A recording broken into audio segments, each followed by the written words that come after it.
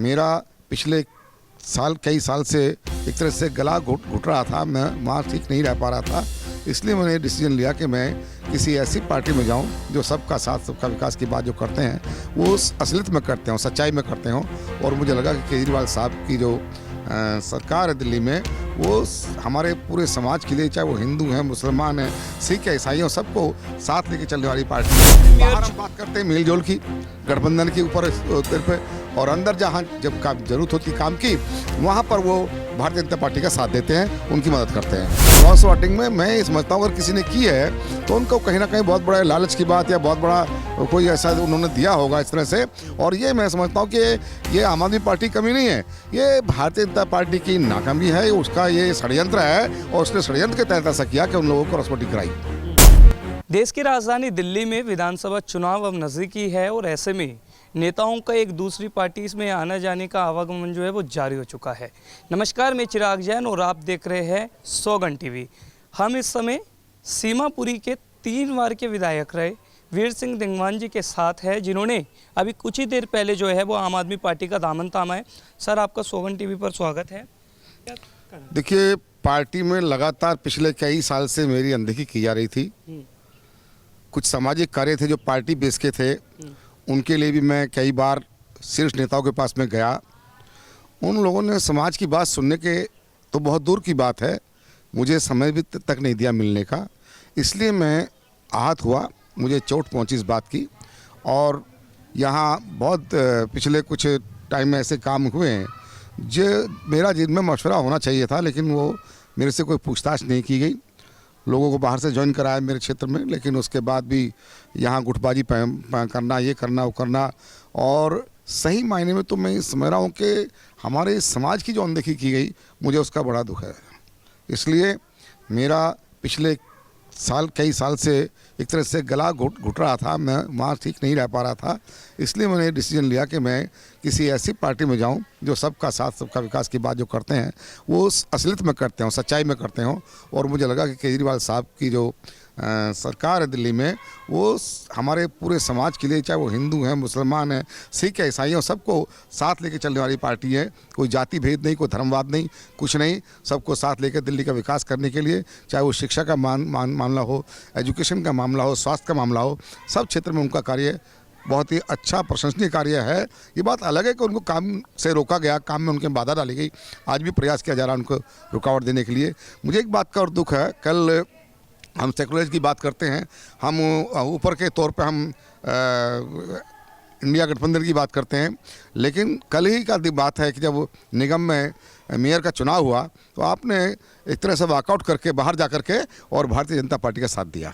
वो हमें बिल्कुल अखरा, हमें बुरा लगा कि ऐसा नहीं करना चाहिए था। आपको आम आदमी के पार्टी के साथ रहना चाहिए था और आपने ऐसा नहीं किया, वो भी एक बहुत बड़ी दिक्कत है। बाहर हम बात करते हैं मिलजुल की, गठबंधन के ऊपर पे, और अंदर जहाँ जब जरूरत होती काम की, वहाँ पर वो भारतीय जनता पार्टी का साथ देते हैं, उनकी मदद करते हैं। वीर जी, आप शायद एक बात भूल गए, वॉकआउट कांग्रेस ने किया, लेकिन आम आदमी पार्टी के 8 निगम पार्षद ने खुद क्रॉस वोटिंग किया बीजेपी के लिए, 2 ने स्थगित कराई है। तो गलत तो आम आदमी पार्टी ने भी मेरी बात, आम आदमी पार्टी की गलत जो किया है तो आप अच्छी तरह समझते हैं कि क्रॉस वोटिंग क्यों की जाती है। क्रॉस वोटिंग में मैं ये समझता हूँ अगर किसी ने की है तो उनको कहीं ना कहीं बहुत बड़ा लालच की बात या बहुत बड़ा कोई ऐसा उन्होंने दिया होगा इस तरह से। और ये मैं समझता हूँ कि ये आम आदमी पार्टी की कमी नहीं है, ये भारतीय जनता पार्टी की नाकामी है, उसका ये षड्यंत्र है और उसने षड्यंत्र के तहत ऐसा किया कि उन लोगों को क्रॉस वोटिंग कराई। कांग्रेस पार्टी जो दिल्ली में एक बड़े पार्टी के रूप में उभर रही थी, आखिर ऐसा क्या हुआ? परिवारवाद का आप कारण मानते हैं? राहुल गांधी, केसी वेणुगोपाल की रणनीति मानते हैं कि आज आप हैं चौधरी मतीन जो 5 बार के सिलमपुर से विधायक थे, आपसे पहले उन्होंने, उनके बेटे जुबेर जो वहाँ के निगम पार्षद है सिलमपुर से, सब ने आम आदमी पार्टी का दामन थाम लिया, कांग्रेस को छोड़ दिया। क्या इसके पीछे? नहीं, कहीं ना कहीं पार्टी को सोचना पड़ेगा इस बारे में। आगे भी लोग ऐसे जाएंगे, अगर ये नहीं सोचेंगे नहीं समझेंगे तो और भी लोग आएंगे इस तरह से, क्योंकि वहाँ बिल्कुल इस तरह से नेगलेक्ट किया गया, इस तरह से अनदेखी की गई कि वो बर्दाश्त के बाहर था। और मैं समझता हूँ कि हमने जो डिसीजन लिया, हमें भी बड़ा उसका सोच समझ के हमने लिया, क्योंकि बहुत पुरानी पार्टी हमारी रही, लेकिन वहाँ अब कुछ सालों से वहाँ बड़ी अनदेखी वहाँ हो रही थी, इसलिए हमने डिसीजन लेना पड़ा। आप ये बड़ी बड़ी बातें कर रहे हैं, लेकिन आप एक दलित चेहरा है, का यही कारण तो नहीं है? केजरीवाल ने भी कुछ देर पहले जब आपने पार्टी ज्वाइन की तो उन्होंने कहा आपकी टिकट पक्की, और टिकट लेने के लिए आपने काम किया। देखिए, मैं जब कांग्रेस पार्टी में था हाँ, तो मैं किसी और के लिए टिकट मांगने गया था, हाँ। लेकिन कांग्रेस पार्टी ने मुझे टिकट दिया उस टाइम पे।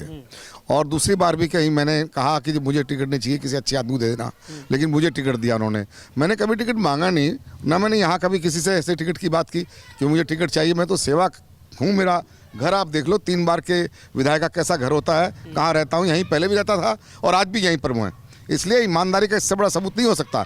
अगर कोई ढूंढ के ला दे दूसरा घर मेरा दिल्ली के अंदर तो मैं मान जाऊंगा, दिल्ली छोड़ जाऊंगा। हम भी ये बात अचरज में है कि आप 3 बार के विधायक हैं और उसके बाद भी घर जो है वो कच्ची दीवारी में आपका है। लेकिन एक बात बताइए, आपने भी जिक्र किया कि कांग्रेस पार्टी में कुछ ऐसे काम हो रहे हैं, कुछ ऐसी सामाजिक गतिविधियां हो रही है जिनके कारण नेता जो है वो नाराज हो रहे हैं, दूसरी पार्टियों का दामन थाम रहे। क्या काम है वो ऐसे, और कौन से नेताओं का दबाव है आपके ऊपर? नहीं, बात किसी का कोई दबाव हम नहीं मानते, लेकिन हमने तो भुगत भोगी, हमने तो खुद खुद देखा। हमने समाज के कोई मुद्दे लेकर के गए तो हमें वेणुगोपाल साहब ने के ऑफिस से मिलने का समय तक नहीं मिला। एक बार नहीं गया, मैं कम से कम 4-5 बार गया और 4-5 बार में एक दफ़ा भी मुझे वहाँ मिलने का समय नहीं गया। आप कह रहे हैं शीर्ष नेतृत्व जो है कांग्रेस का वो बिल्कुल समय नहीं देता। नहीं देता, बात ही नहीं सुनी उन्होंने। तो अब मैं क्या करेंगे फिर ऐसी पार्टी में? ठीक है, मैं एक विधायक हूँ छोटे से क्षेत्र का, वो अलग बात है, लेकिन मेरी पहचान ऑल ओवर इंडिया में है, पूरे हिंदुस्तान में। मैं अपने समाज का नेतृत्व भी करता हूँ एज ए यूनियन के नाते। मैं पूरे समाज को देखता हूँ, पूरे हिंदुस्तान को देखता हूँ, भारतवर्ष को देखता हूँ। उस भारतवर्ष में मेरी कहीं ना कहीं पहचान है। और जब भारतवर्ष के लोग आते हैं काम के लिए तो उनको नेगलेक्ट किया जाता है, उनकी अनदेखी की जाती है। इसलिए मेरा मन इसमें नहीं करा भाई आगे मैं इसमें रहा हूँ। अब इसमें कोई दो राय नहीं है कि अब आप आम आदमी पार्टी से चौथी बार विधानसभा में प्रत्याशी होंगे सिमापुरी विधानसभा से। क्या फ्यूचर देखते हैं आम आदमी पार्टी का आगामी विधानसभा? देखिए, मैं ये समझता हूँ कि आम आदमी पार्टी ने जितनी सहूलियतें दी हैं, चाहे वो हम बिजली की बात करें, हम पानी की बात करें, एजुकेशन की बात करें, विकास की बात करें, मैं समझता हूँ कि वो चाहे महिलाओं को मुफ्त बस की हम यात्रा की बात करें, और कई मुद्दे ऐसे हैं, या जो हमारे सीनियर सिटीजन हैं, बुजुर्ग हैं, उनको फ्री उसका तीर्थ यात्राओं की कराने की हम बात करें, ऐसे कई मुद्दे हैं कि जो हम उनसे इम्प्रेस हुए हैं। और उनकी जो सोच है केजरीवाल साहब की, वो जनहित में है, दिल्ली के लोगों के हित में है, पार्टी के हित में है, देश के हित में है। हमने यही फैसला इसलिए हमने लिया है। आप देख रहे हैं सौगंध टीवी, सौगंध वतन की।